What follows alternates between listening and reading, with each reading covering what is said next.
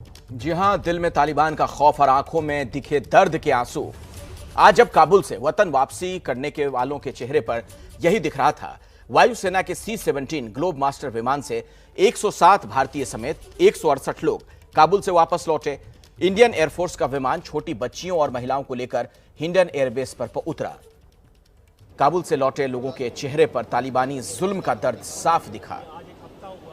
ABP news से बातचीत में अफगानी सांसद नरेंद्र खालसा तो फूट फूट कर रो पड़े। हमेशा चेहरे पर सादगी और मुस्कान रखने वाली अफगानी सीनेटर अनारकली भी तालिबानी जुल्म को बयां करते वक्त भावुक नजर आईं।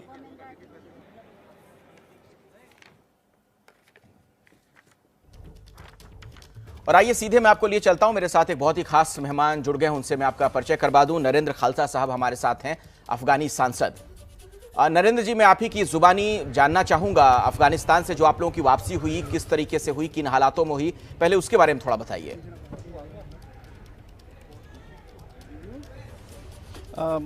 Thank you sir. हम अफ़गानिस्तान से 3 दिन हो गए कोशिश कर रहे हैं जो हम किसी मुल्क में पहुंच जाएं, क्योंकि उधर की जो सियासी हालात थे ठीक नहीं थे। हम कोशिश किए जो अफ़गानिस्तान छोड़ के कितने टाइम वास्ते कोई मुल्क में जाएं जब तक अफ़गानिस्तान की जो गवर्नमेंट है फिर बने, और फिर हमें उधर जाके अपनी जो गुरुद्वारे हैं, मंदिर हैं, और अपनी कौम की सेवा के लिए फिर। जी नरेंद्र जी, मैं देख रहा था कि आप बहुत भावुक हो गए थे, बड़े इमोशनल हो गए थे आप जब अपनी बात बयां कर रहे थे मीडिया के सामने। आपकी आंखों में आंसू नजर आ रहे थे। ऐसा क्या हुआ वहां पर, थोड़ा सा आप अपनी जुबानी अगर बताना चाहें सभी लोगों को। तालिबान वहां क्या कर रहा है इस वक्त, क्या हालात हैं, क्या स्थिति, आपने क्या देखा? तालिबान, अफ़गानी तालिबान हमारे भाई है, कोई प्रॉब्लम हमारी उससे नहीं है, क्योंकि हम अफ़गानिस्तान में रह रहे हैं अब पीढ़ियों से। वो हमारा मुल्क है। इस तरह बात नहीं जो हम तालिबान से डरें। तालिबान से हम नहीं डरते। तालिबान कई बार हमारे पास आए हैं, बैठे उठे हैं, बातचीत हुई हमारी उसके साथ। इस तरह नहीं जो हम तालिबान को कहें दहशतगर्द है वगैरह, इस तरह बात नहीं है। बात ये जो अब निज़ामी हालात है अफ़गानिस्तान में, दोस्त दुश्मन कुछ मालूम नहीं है। इस वजह तो हम कोशिश की है जो अफ़गानिस्तान को कितने टाइम लिए छोड़ के फिर देखेंगे कि कब नसीब होगा और फिर जाएंगे अफ़गानिस्तान। नहीं, मैं ये सवाल आपसे इसलिए पूछ रहा था, मैं समझ सकता हूं अपने देश को छोड़कर जाने का जो दर्द होता है, आपकी जो अभी मनस्थिति है उसका अंदाज़ा लगाया जा सकता है कि अभी आप किस मेंटल कंडीशन में होंगे। लेकिन वहाँ से जो तस्वीरें आ रही हैं, महिलाओं पर जुल्म की कहानियाँ सामने आ रही हैं, महिलाओं को प्रताड़ित किया जा रहा है, परेशान किया जा रहा है, पीटा जा रहा है। इसके अलावा हमें जानकारी ये भी मिली है कि कई जगहों पर तो जो एंकरिंग वगैरह किया करती थी महिलाएं, उन्हें मना कर दिया गया। रेडियो स्टेशन में जो महिलाएं जा रही थी उन्हें मना कर दिया गया। तो क्या तालिबान का जो एक पुराना चेहरा हमने देखा था, दकियानुसी चेहरा, वही राज एक बार फिर से सामने आ गया है? देखो सर, इस तरह नहीं है। ये बात नहीं हो सकती जो अफ़गानिस्तान में महिलाओं या मजहबी अक़लियत उधर उसकी गवर्नमेंट में ना रहे, काम ना करे, इस तरह नहीं है। अब हालात निज़ामी हालात है, पता नहीं है दोस्त कौन है, दुश्मन कौन है, किस तरह काम है। आपको पता है अफ़गानिस्तान में 40 ममलकतों का हाथ है।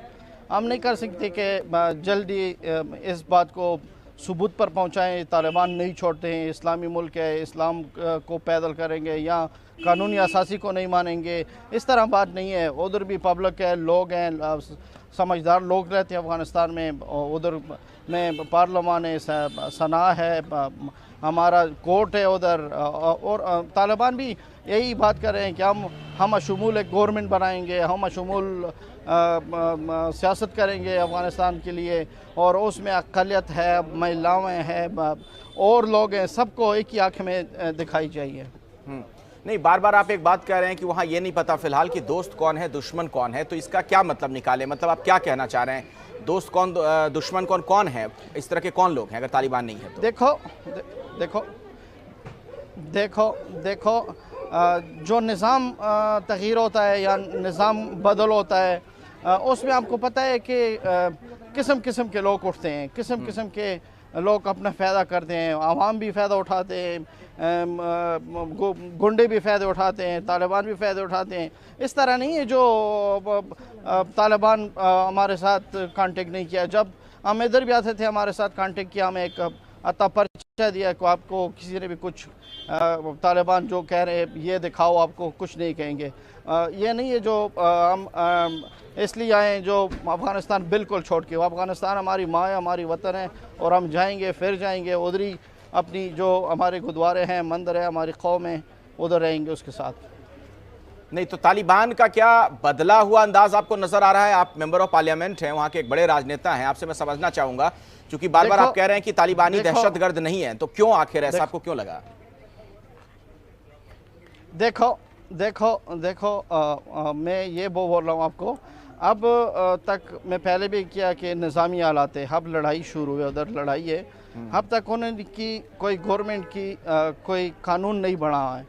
सब जो उधर के सियासतमदार हैं, उधर के लोग हैं, सब बैठे हैं, इसमें बात करेंगे कि हम किस तरह गवर्नमेंट बनाएं, किस तरह की हुकूमत बनाएं कि उसको जामे जानी या पूरे वर्ल्ड उसको कबूल करेगी और तालिबान उधर हकम हो के अपनी गवर्नमेंट आगे ला जाए।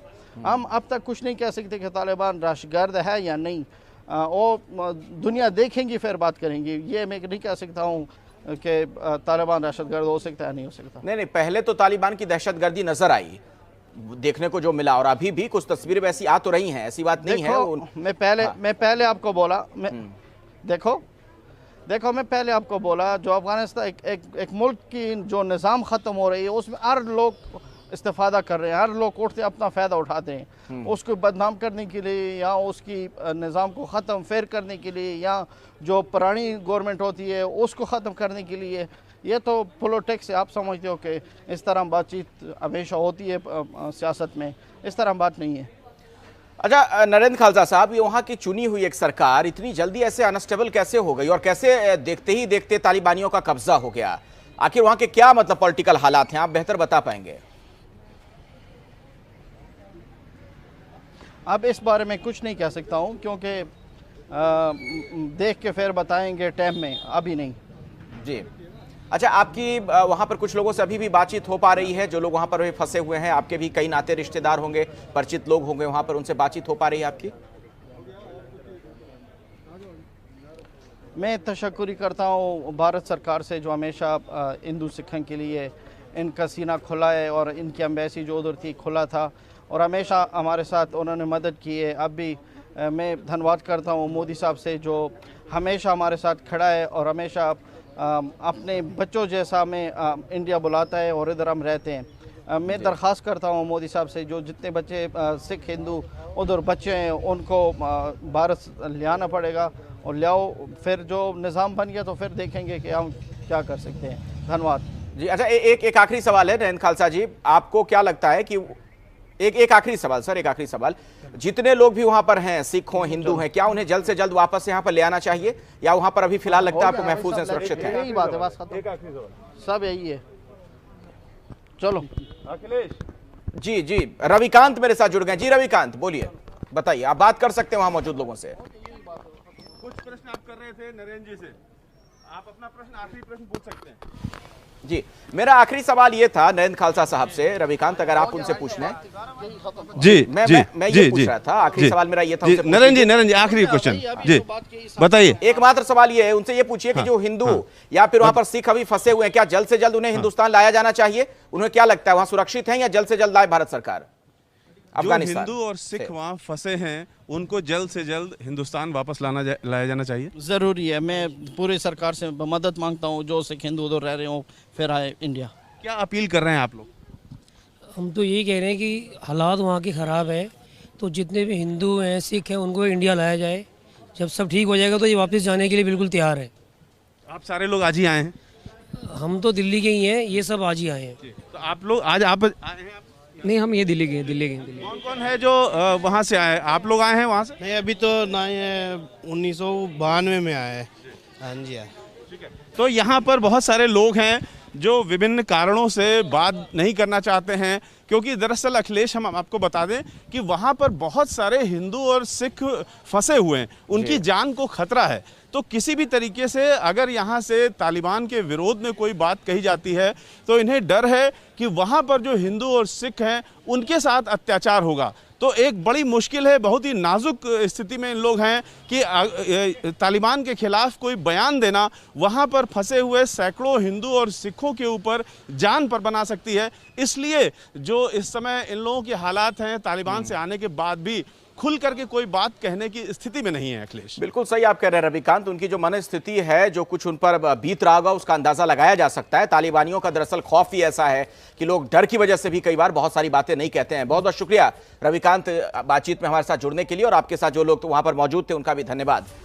भारत लौटने वालों में अफगानी सीनेटर अनारकली भी थी। आज जिन लोगों को अफगानिस्तान से लाया गया उनसे हमारे सहयोगी प्रणय उपाध्याय ने बात की, आप सुनिए। हमारे साथ अफगानिस्तान के अपर हाउस की एमपी अनारकली कौर हुनेरियार हैं, जो भारत पहुंची हैं। बड़े मुश्किल हालात से अनारकली जी आप पहुंची हैं, कुछ अपनी दास्तां बयां करें और कैसा महसूस कर रही हैं ये बताएं यहाँ पहुंच के। शुक्रिया, कहने को बहुत चीज़ें हैं लेकिन हमारे तबीयत ऐसी नहीं है कि हम सब कुछ बताएं। हम सब कुछ छोड़कर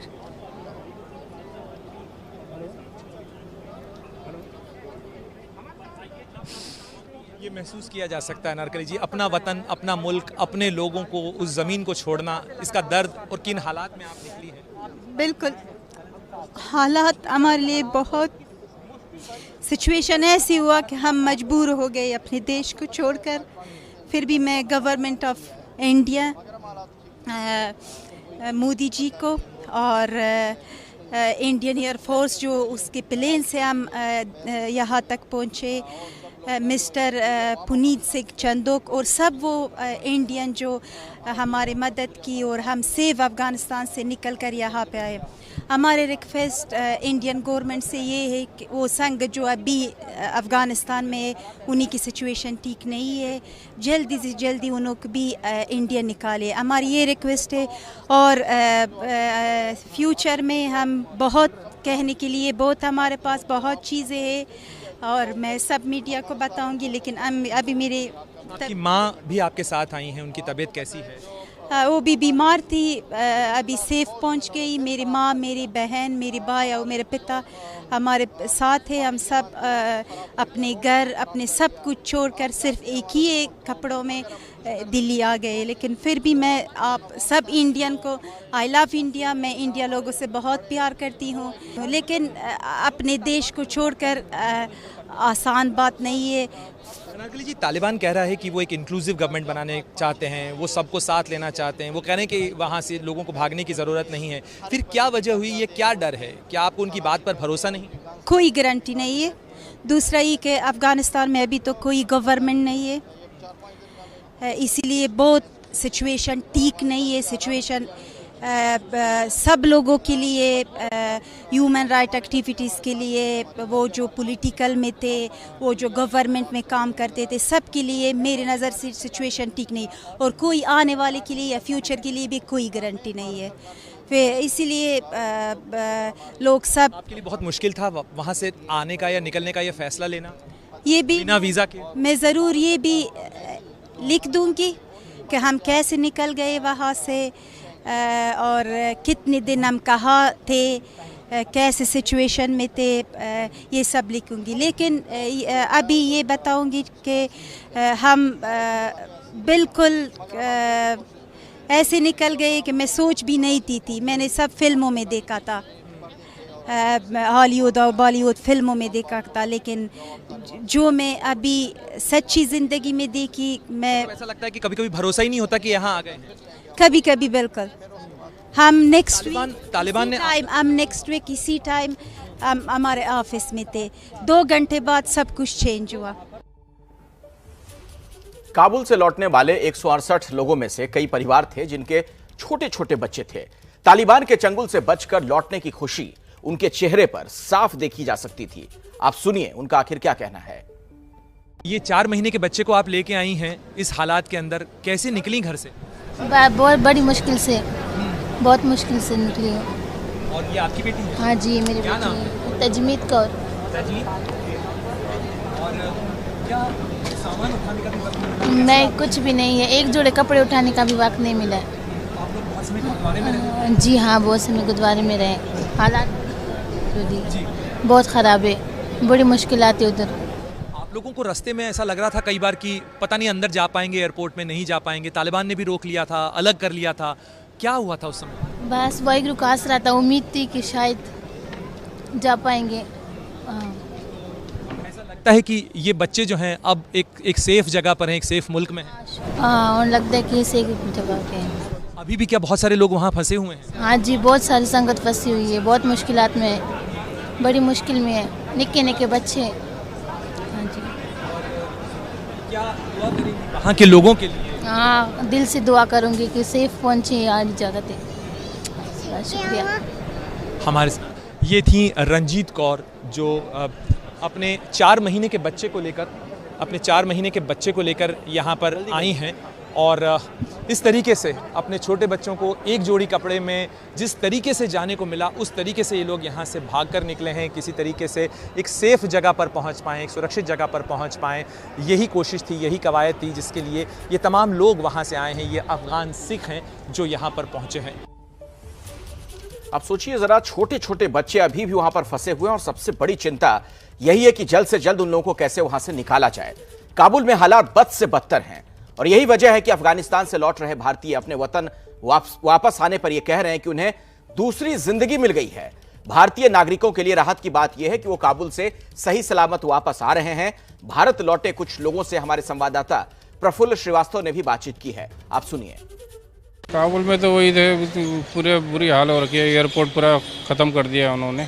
काबुल से तो हम एम्बेसी से काबुल गए, फिर वहाँ से हमारे को प्रोटेक्शन करके हमारे को एयरपोर्ट की तरफ ले गए, फिर वहीं रहे हम 2 दिन।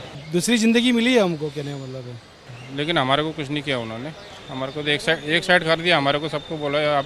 तालिबान हमसे ये कह रहा था कि हम भारतीयों को कुछ नहीं करेंगे, लेकिन बट हम तुम पे विश्वास नहीं कर सकते। डर तो था ही हमारे अंदर, फायरिंग चल रही थी, सब कुछ हो रहा था वहाँ पर। तो उसके बाद तो डर तो लगता ही है। तो फिर तालिबान आया, उसके 8-9 आदमी आए, हमसे बात की, उन्होंने कहा आपको डरने की ज़रूरत नहीं है, बाहर हम बैठे, हम आपकी सिक्योरिटी करेंगे, हम सत्ता में हैं। लोग आए थे जो तालिबानी आए थे, क्या उन्होंने बदसलूकी भी की या कुछ? ये इंडियन है, हमने इंटरनेशनल न्यूज़ में वादा किया है कि भाई हम इंडियन को हाथ नहीं लगाएंगे, तो इनकी जिम्मेदारी हमारी।